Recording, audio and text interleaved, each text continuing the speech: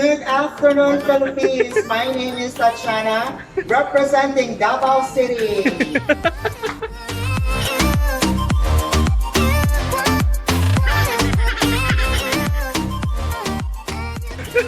You're hot, sizzling, and glamorous. Afternoon, everybody. Huh? My name is Julia Vega from the land of the resilient people, Tacloban City. Ah.